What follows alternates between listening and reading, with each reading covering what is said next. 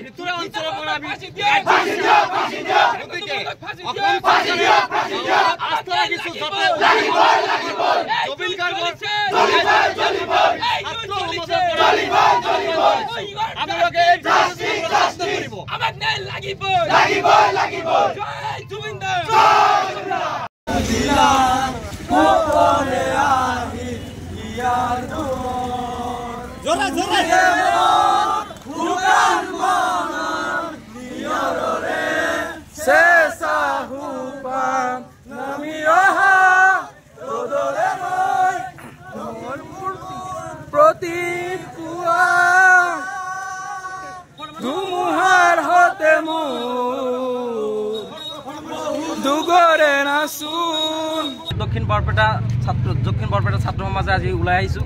ওলাই অহাৰ কাৰণ এইটোই, আজি 11 দিন পাৰ হৈ গ'ল জুবিনদাৰ আসামিক আজি কেৱল এৰেষ্ট কৰিব পাৰিলে।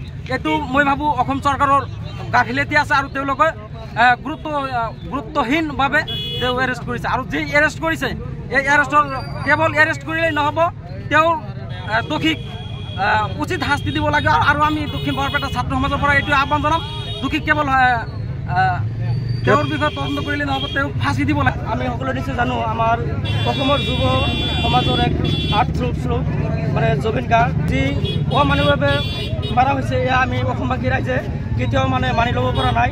তাৰ কাৰণে জুবিনদাৰ কাৰণে আমাৰ ন্যায় লাগিবই। তাৰ কাৰণে আমি আজি ঈশ্বৰ অঞ্চলৰ ছাত্ৰ সমাজ ওলাই আহিছোঁ।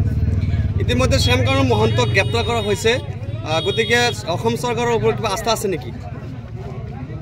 চৰকাৰ যদি আস্থা আছে আমাৰ, কিন্তু কেৱল এৰেষ্ট কৰিলে নহ'ব, তেওঁৰ ওপৰত সঠিক তদন্ত কৰি দোষীক মৃত্যুদণ্ড দিব লাগিব। এইটো তেনেকৈ সাধাৰণ এটা মৃত্যু হোৱা নাই। আমাৰ সকলোৰে মৰমৰ আদৰৰ এজন অসমৰ সম্পদ, তেওঁক যি বিনষ্ট কৰিছে, আমাৰ জাতিৰ লগত যি গাদ্দাৰী কৰিছে, এই গাদ্দাৰী আমি কেতিয়াও সহ্য কৰিব নোৱাৰোঁ। তেওঁক একেবাৰে মৃত্যুদণ্ড দিয়াটো আমি বিচাৰিছোঁ।